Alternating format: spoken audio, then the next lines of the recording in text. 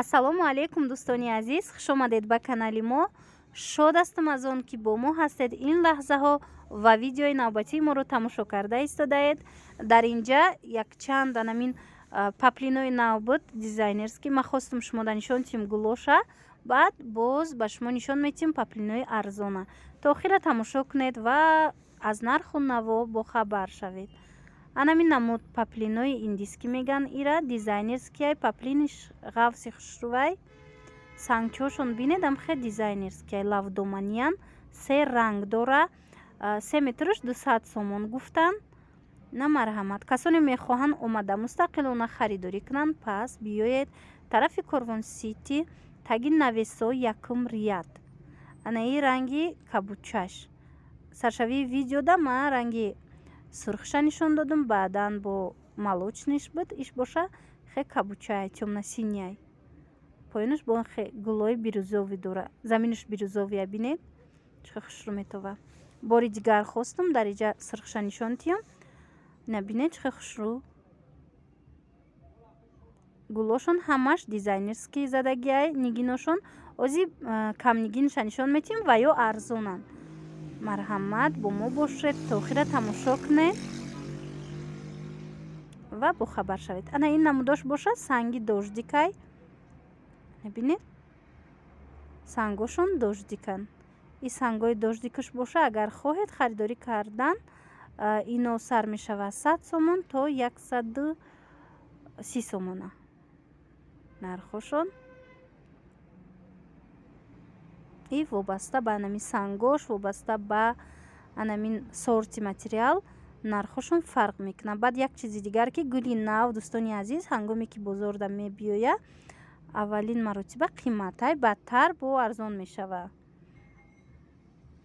Ана ин намудаш боша дубайский шелк бисёрам хушрӯай санги зиёдаш и як либосвориш 200 сомон сангои зиёдаш дӯстони азиз.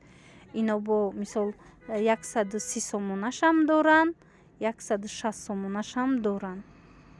На марҳамат, инора бинед то охира тамошо кунед. Инаишам шелкай дубайский шелк 220 200 150 амхе нархо доранд. ин намудош ози ба машмода нишон метиҳам паплинои арзона. Ана инҷа дӯстони азиз марҳамат тамошо кунед. Анаи паплино агар харидорӣ кардан хоҳед аз мо барои доставка ино нархошон 45 сомон. баъд ози ма паплинои 50 сомонаша нишон метиҳам ва ё бо ғавстаракан ино боша 45 сомон. ҳаст бозорда паплини мисол 40 сомонаш. ина бинед ино 45 сомонаша. марҳамат бинед и 45 сомон ҳамроҳи мисол пули ами мо мисол аз мо вақте харидорӣ мекунед. у шахсоне ки худшон шахсан меоянд бозор омада бо бозора бинед чанд ҷора муқоиса кунед дӯстони азиз. куҷое ки арзон боша бояд метавонед ки нарху наво карда харидорӣ намоед.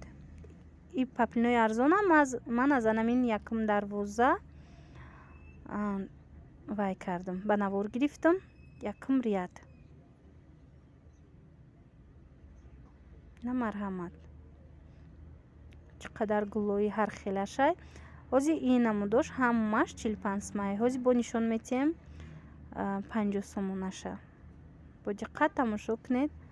50 сомонаш сифаташ ғавстаракай. баъд ихелай ки баъзе гулои ҳамино ранги ҳамияй вале 50 сомонай барое ки ӯ камакак бо азинда ғавстаракай. на марҳамат нархҳои рулона гуфта будам дар чанд видео пештар. рости анамин намуд паплиноро пурсон шуда будам барои тӯи маърака подписчикони мо ки паплинои арзона нишон тиҳед ва ма тасмим гирифтам имрӯз барои шумо анамин хел паплинора пешниҳод кунам. анамин намудошам ҳамин хелан.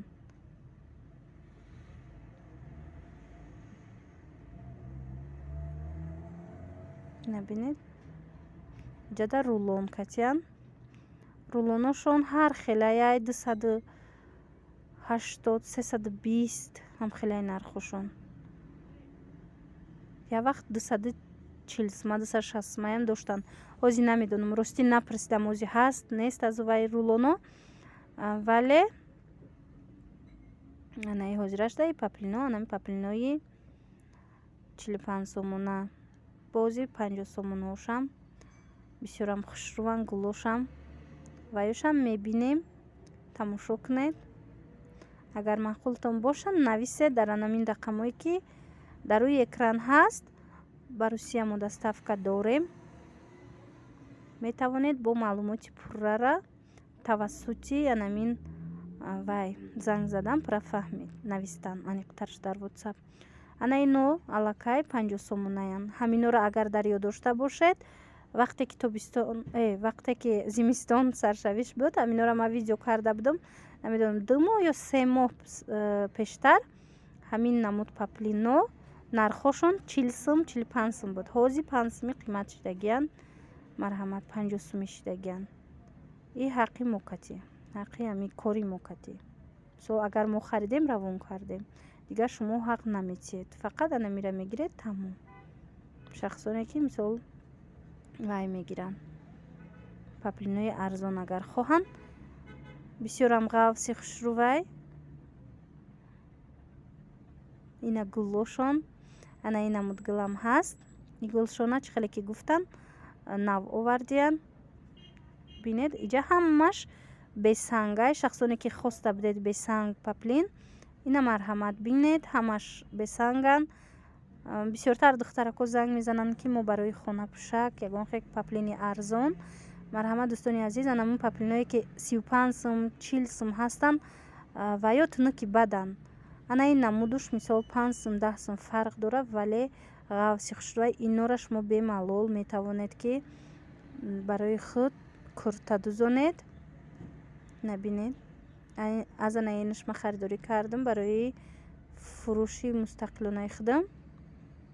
ина се ранг дора. хостум бо ҳар се рангша дар назди шумо монда якҷоя ба навор гирам, то ин ки шумо ҳам бинед чӣ қадар рангҳои хушрувай. духтарои азиз, дӯстони азиз, тамошобинони азиз, марҳамат тамошо кунед. агар касоне ки мехоҳанд барои савдо, барои тӯи маърака харидорӣ кунанд, дар Тоҷикистон бошед, агар метавонед ки омада корвон ҳанамин якум ряд ҳамин паплинора дарёфт кунед. ба назари ман ино камакак ғавстарака нисбат ба онавай мисол 35 45 сомонаоша. гулошам гулои хушрувай инора. ана касоне ки паплини сафед гуфта будед, анами хел паплини сафеди гулмайдаям ҳастай.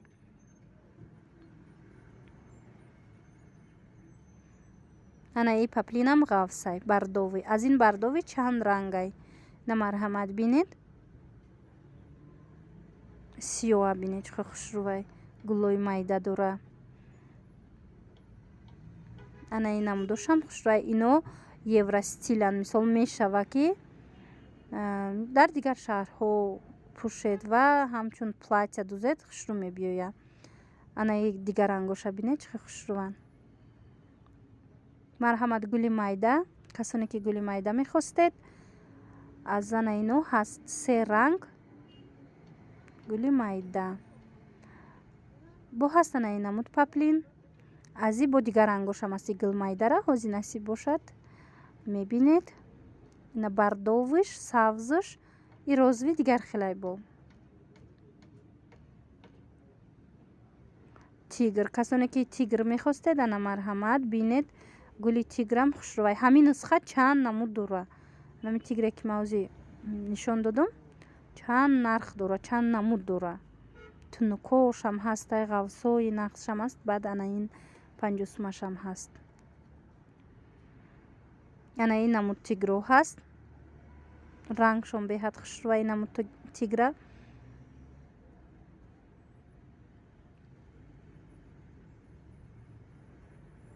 ана ина хостум нишон тиям.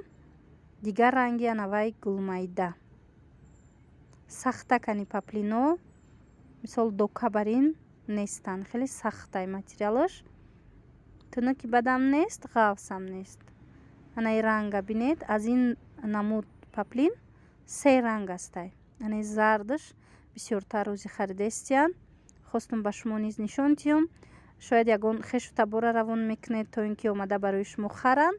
марҳамат бинед, сурат гиред, ба хешу наздиконатон равон кунед то ин ки барои шумо паплини дилхоҳтона пайдо кунанд. ана ин намудошбо ҳаст, се ранг. сиёҳи янам хе гулш ҳаст, бо бардовиш аст, сиёҳуш аст, сурхуш. аз ин гул майда и пештарак буди гул, анаи гули сурхуш бинед. паплинам хушрӯвай дӯстони азиз, марҳамат тамошо кунед. 50 сомон 3 метраш евростилай иям. ана вай сиёҳе ки буд, ҳозир и бардовиша кушодан. хостум ба шумо шакли кушоданашда нишон тиём.